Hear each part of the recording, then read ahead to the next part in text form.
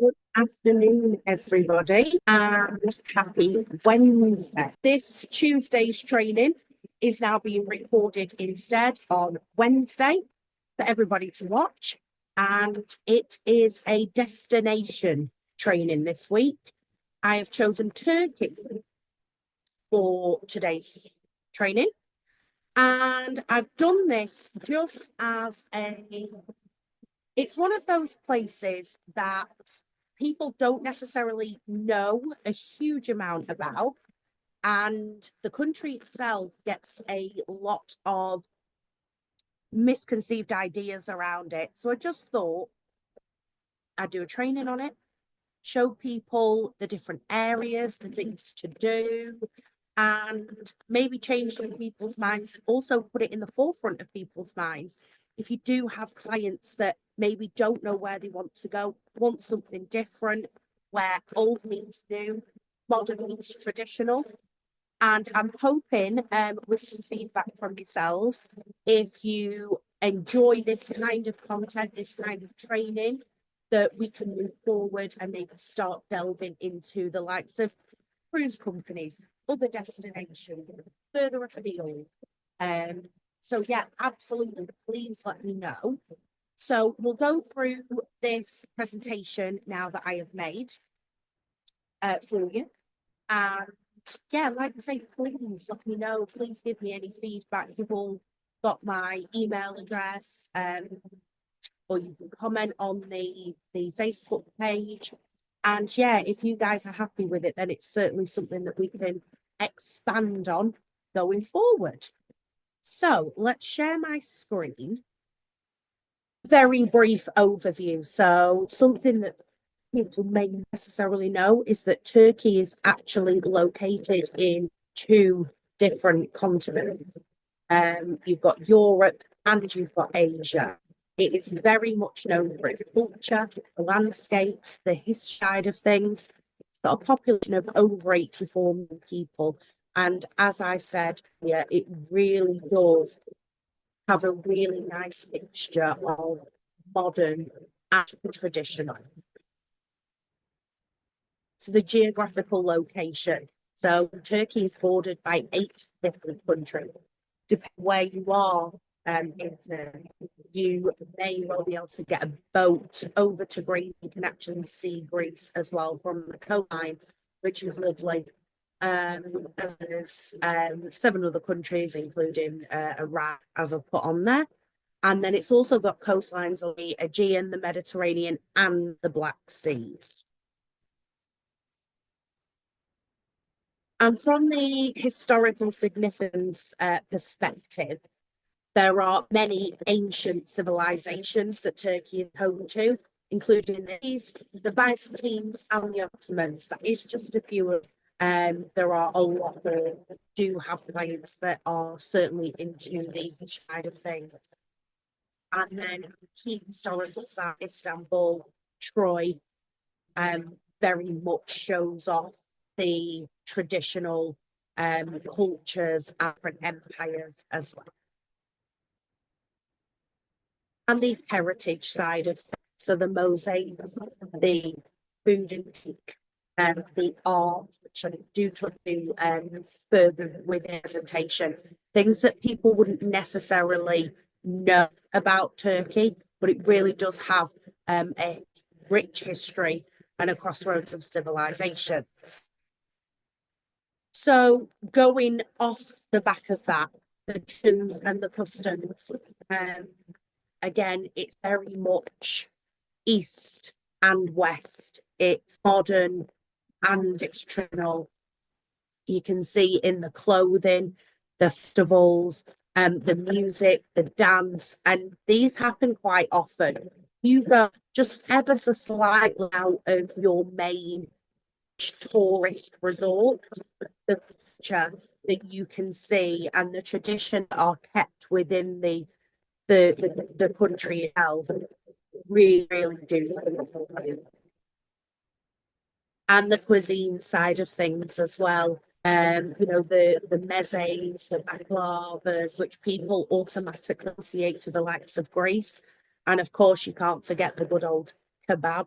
your chicken kebabs, your doner kebab, whatever it might be. If you super adventurous, you could even opt for a brain kebab, should you wish to do that. And as I say, the art scene, if you look from a historical, traditional perspective, I'm sure people will very much have either seen or heard of the rugs and their ceramics. The Turkish eye, I think follows Turkey as another country quite closely. People seem to really know about like that. But it does also have some mod on art with the museums and the gallery as well. And then going into just a very, very small amount of the landmarks of Turkey, there is many. Um, but the Hagia Sophia, I've put this in for a very specific reason. And that is because when it comes to Istanbul, I think the first thing that most people have is the Blue Mosque. It's very, very well known, probably one of the most famous landmarks within Istanbul as a city. But Hagia Sophia was originally built as a cathedral, as you can see there, in 507 AD.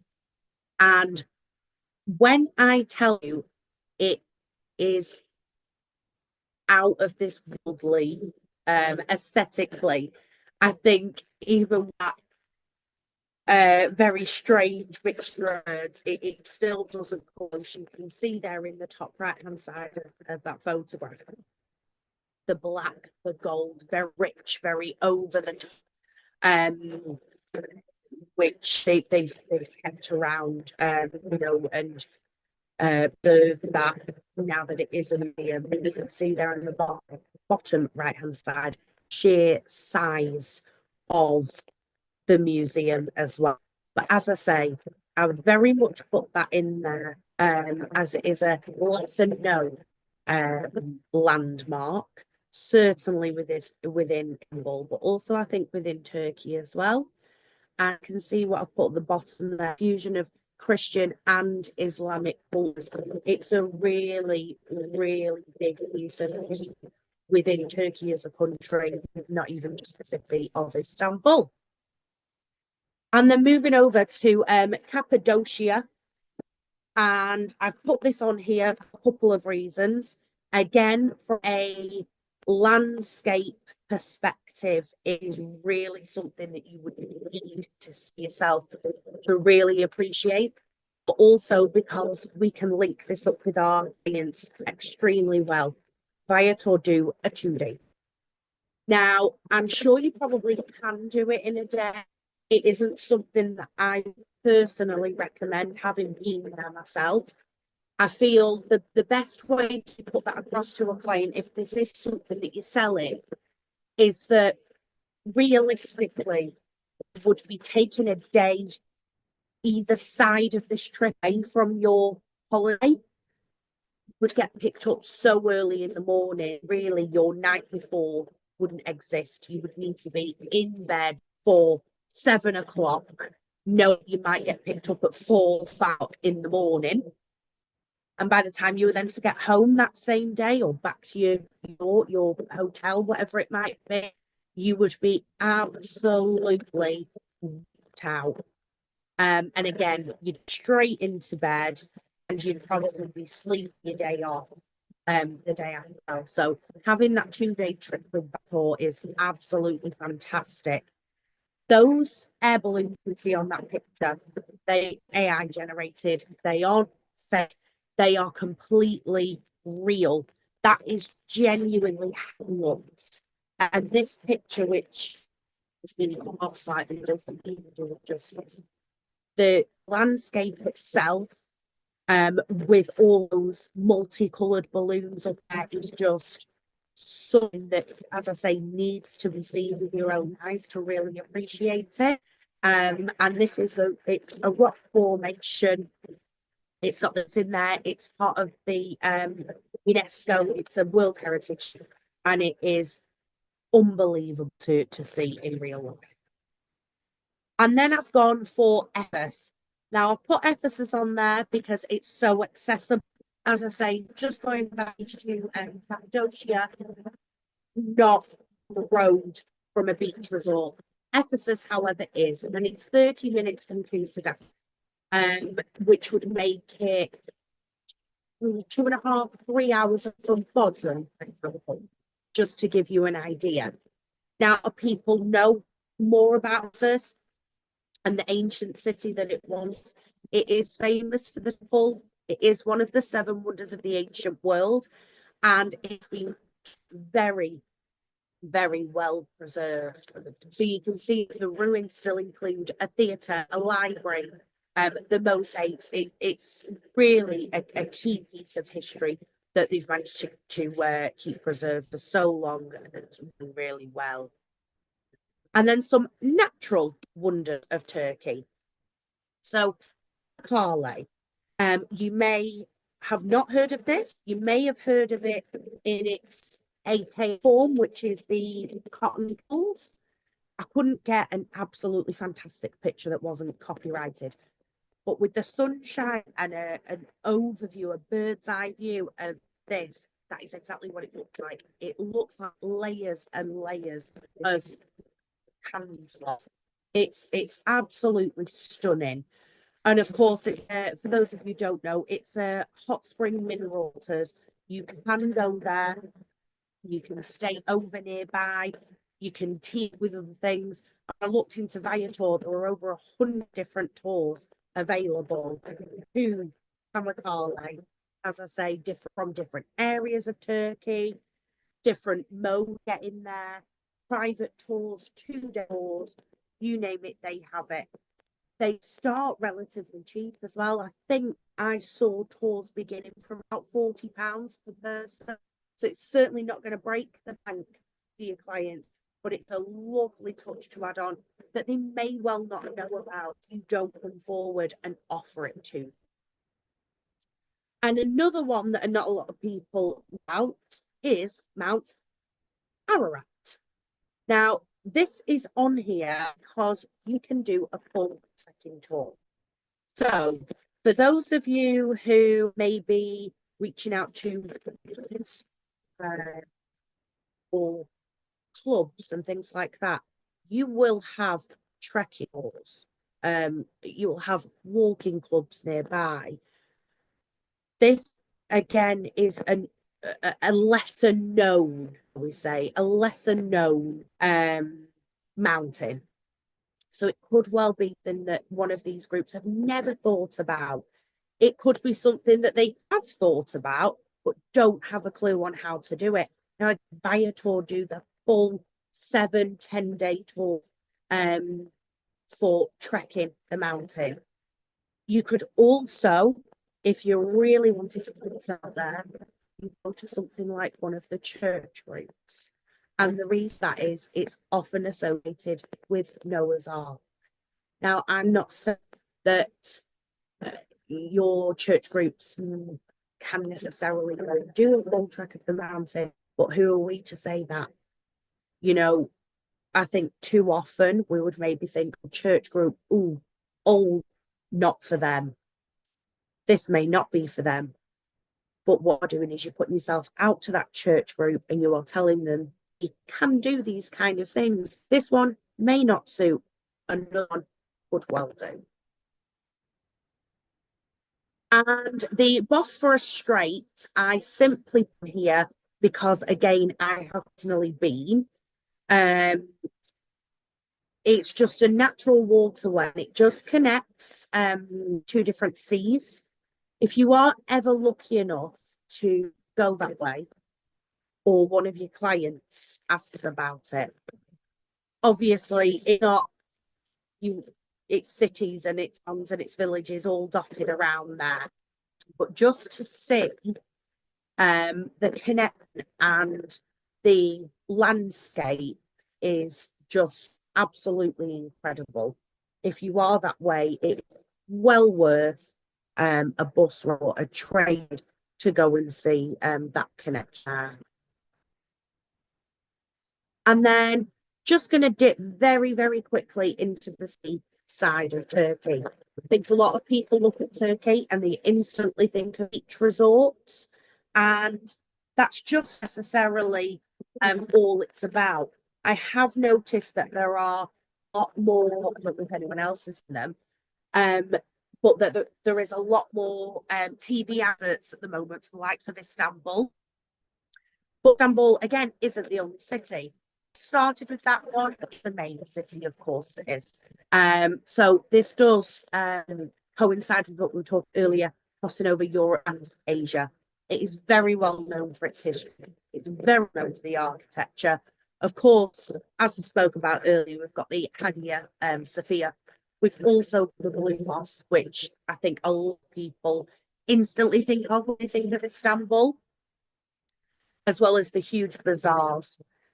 Um, but this is one of those very distinct where modern does meet history. You look at that photograph, you can clearly see it's steeped in culture, it's steeped in history. But there is also such a modern twist on Istanbul that there really something for everybody. No matter what idea of a perfect city break is, would guarantee that you could find that in Istanbul.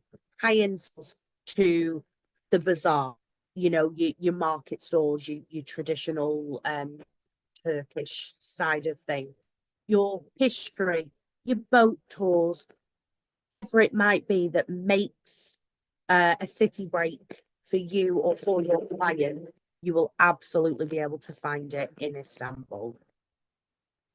And then over to Ankara. A lot of people do actually think that Istanbul is the capital of Turkey, which it isn't. It's Ankara. And it's obviously the main hub for the politics and all of that sort of thing. But you've got a lot of the ancient history signs there. You've got the Roman ruins. You've got the museums. You've got the theatres. Very much what you would think of a capital city, but also got there the modern side as well. Of course, this place as a country is consistently trying to grow with the times. So again, you can very much do what you want, find something for your where old does meet new. And Izmir. So Izmir is a great area to look at because you've got both the city and you've got you only have to travel 2 minutes from Izmir itself to get to a beach resort. So if you've got maybe clients who want the best of both worlds, this could be a very good option. Flying into Izmir, and then maybe, like I say, 30 minutes out of the city itself to a beach resort, and explaining to them that it is very accessible to go and spend a day, a night, whatever it may be, or, 1 or 2 trips into the city itself. So of course we've got Ephesus close by. I think we said earlier it's 30 minutes from Sadassi, which again is around the same from Izmir. So maybe an hour out from Izmir itself. You've got the marina. So again, if you want to look at the higher end lifestyle, you've got the marina in Izmir. You've got all of waterfront cafes and small Turkish restaurants all along the coastline there. So once again, it's blending them together. It's your ancient history and it's your modern way of living. And then over to activities you can do. Hot air ballooning. We've seen the photograph just earlier. Cappadocia is more than known for it. Is not unheard of for this photograph. You can see not only can you see maybe 10 or 12 in the sky, you can actually see the ones on the ground ready to lift off as well. It's a huge thing to do. It's probably a once in a life. It's certainly not something you do on a weekly basis. And I would say it is very, very much worth the money. Viator do this, definitely go and have a look. And if you can do sunset tour, I would highly recommend that as well. And then a little bit of hiking. Now, again, this reaching out to somebody who may want to do things off the beaten path, who on a let's go on the beach for a week kind of client will get these people. A Viator, you can go through there and you can have a look at the tours and what have you that they do. But 540 kilometers. Now that is absolute my forte. I am more than happy to put that out there. But for some people, being able to go through old, new Asia and Europe, all within the one country, as well as your forests, your ruins, your festivals that they've got on. This really, really could tick a heck of a lot of boxes for a lot of clients. And of course, diving as well. Diving is such the norm nowadays in a lot of places. It's just a thing to do, a tick on the list to say that you've gone down. But I don't think it is necessarily it's about when you think of Turkey.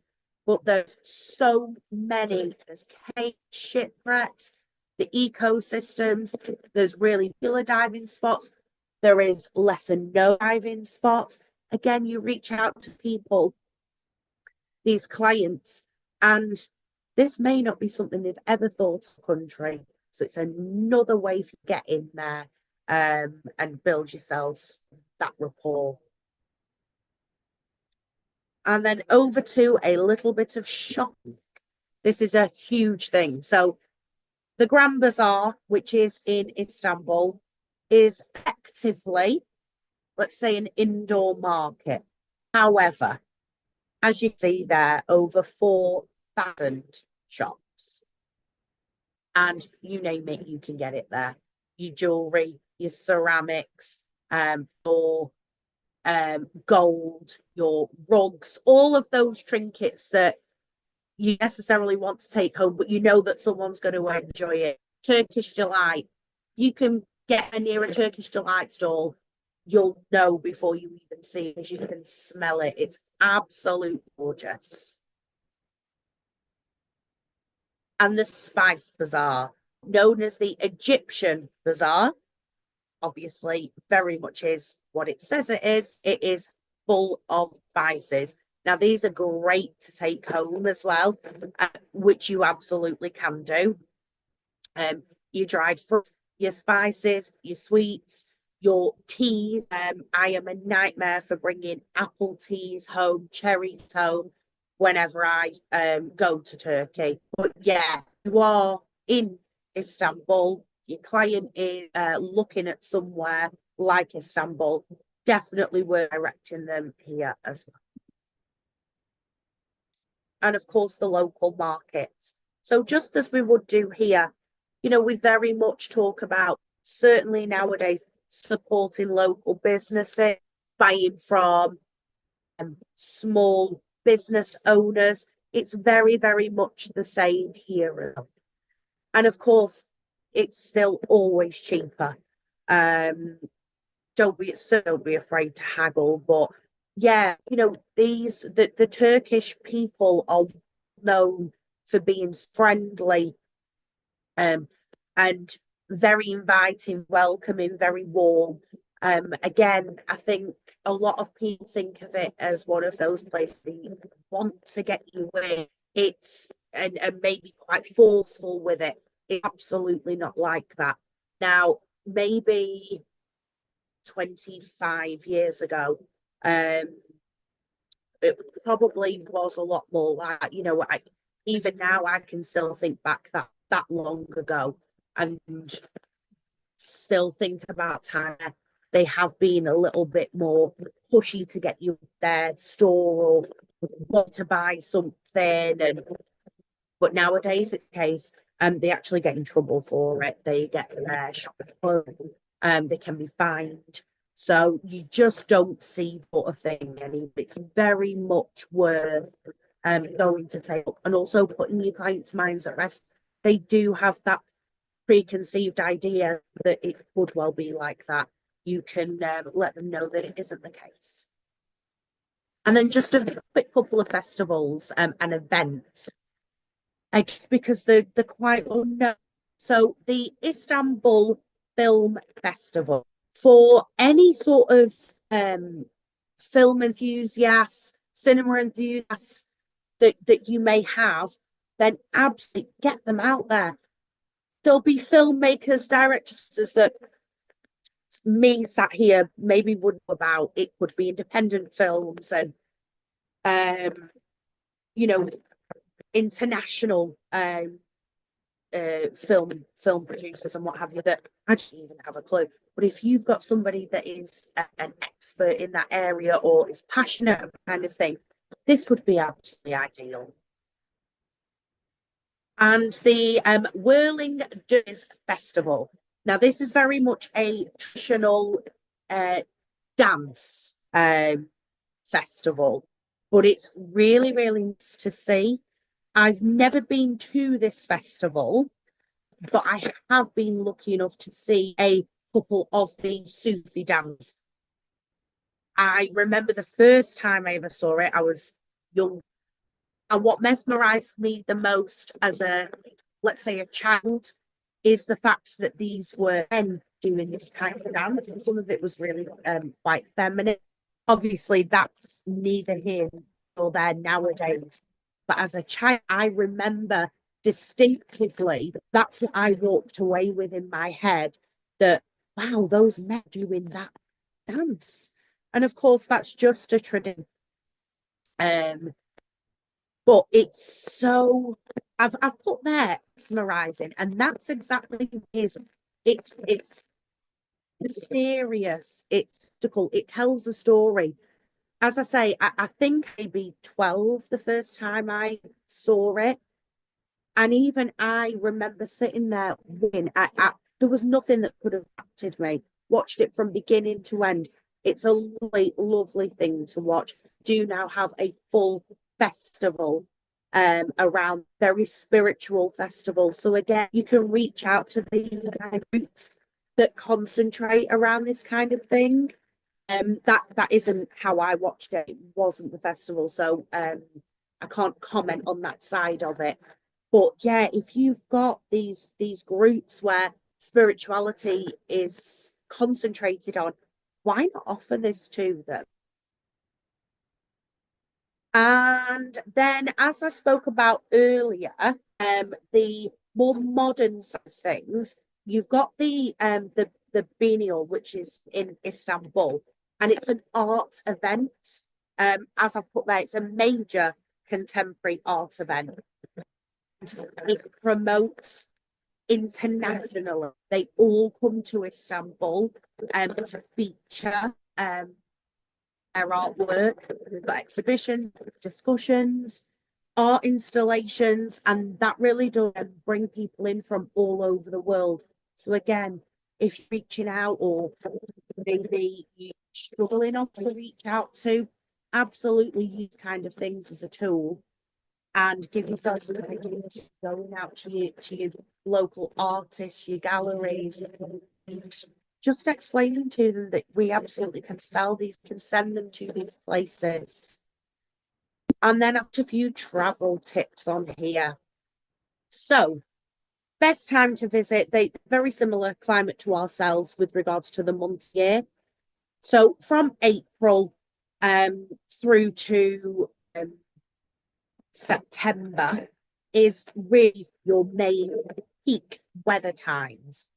Or high August is very, very hot.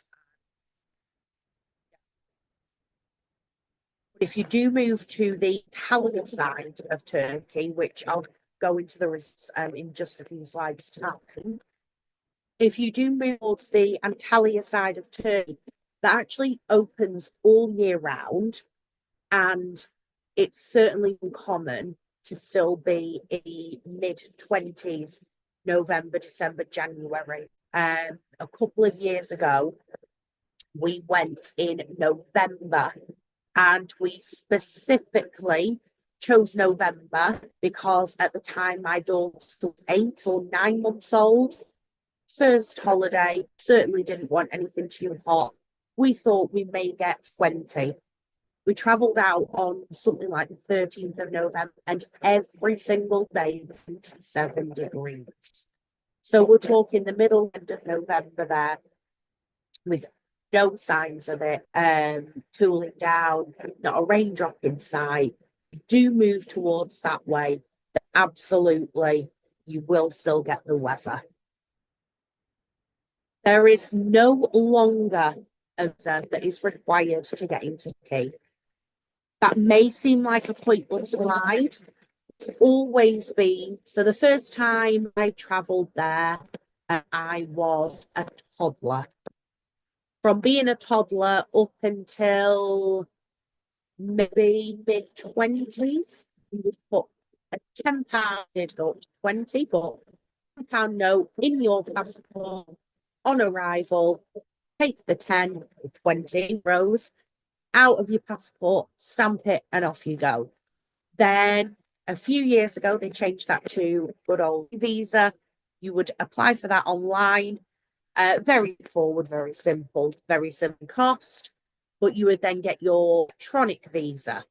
And over the last few years, with Brexit, etc., all coming into play and taking action, they've now scrapped it all. We do not need anything whatsoever into the country.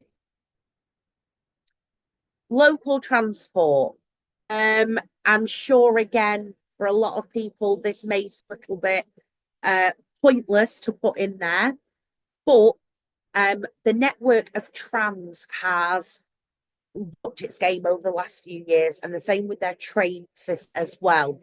So you may have had somebody who travelled 15 years ago and would never dream of getting on a tram or a train over there, but they have really, really invested into the transport links. A great way to get around now. Certainly if you are looking at doing maybe something a bit long distance. And of course, you've got your good old buses, which are known as a dolmush. You will pay maybe 50, 70 pence and just get off wherever you want to, obviously, on that. And as I said earlier, from a ferry perspective, depending on where you are, you can get the ferry over to Kos and get the ferry over to Rhodes if you clients that fancied a date in Greece as well.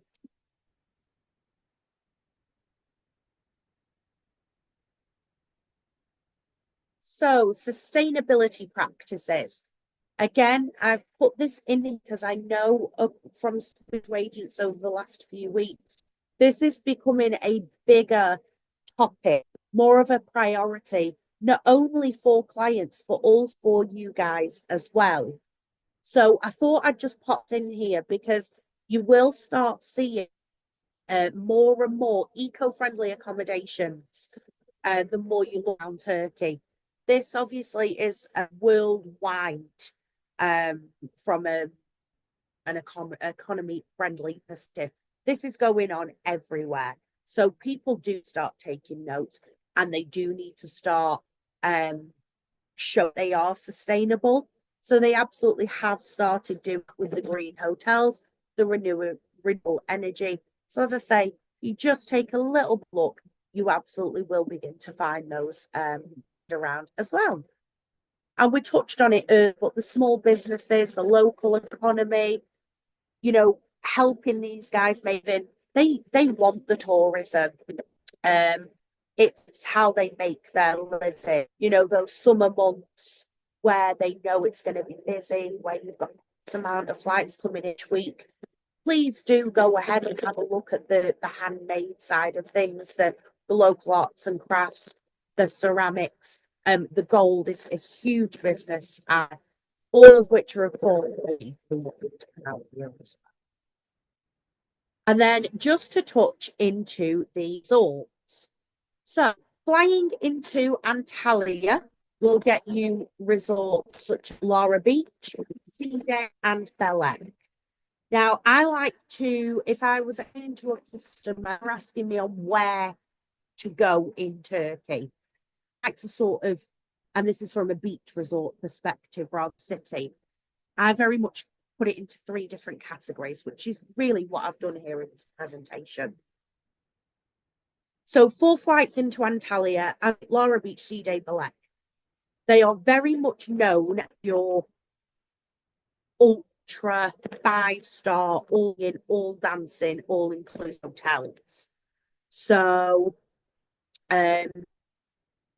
the last hotel I went to out there, I think there was 11 restaurants. There was a proper, to use improper language, a proper pub in there. There was a Starbucks. There was a patisserie. That's alongside the restaurants as well, which included a vegan restaurant. Of course, your standard Turkish restaurant, your main buffet, an Italian, a seafood, a taiyaki, you name have it. There was a fairground on site. There was the walk on site. There was bowling alleys. So this is just one roof, and this is very much the norm in these kind of areas. So if you do have somebody who wants to do super duper all inclusive, isn't too bothered or too keen on venturing out too far, this kind of area would be absolutely perfect. It does have some history. The beers are absolutely gorgeous, but it does have the history should people want to go and seek it.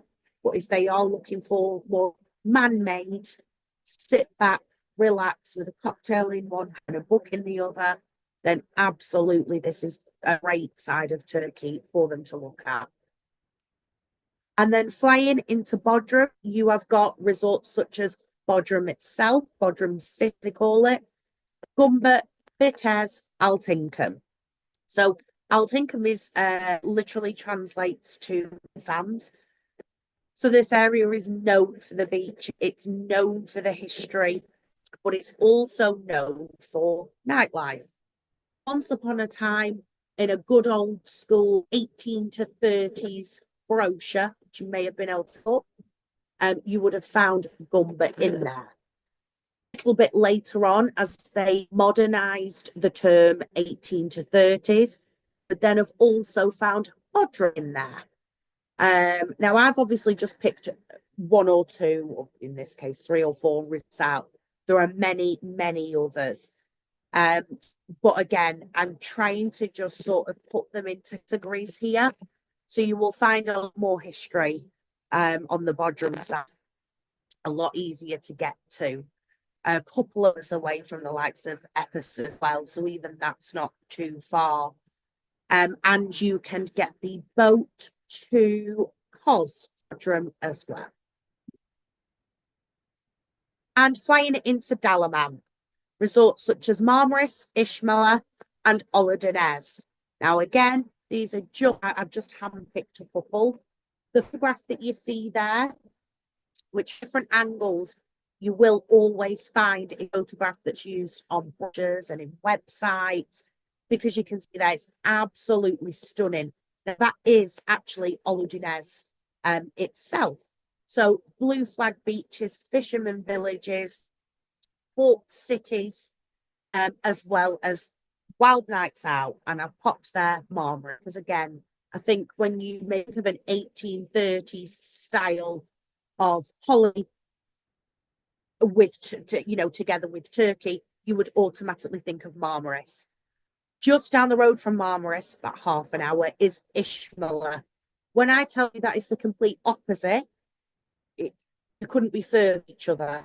It's more local, got a few bars, restaurants.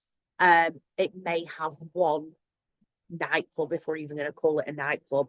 But if you want the complete opposite, of Marmaris. Ishmael is just a little bit down the way. Holidanes, as I say, you can clearly see from the photograph the landscape, the scenery, the beach.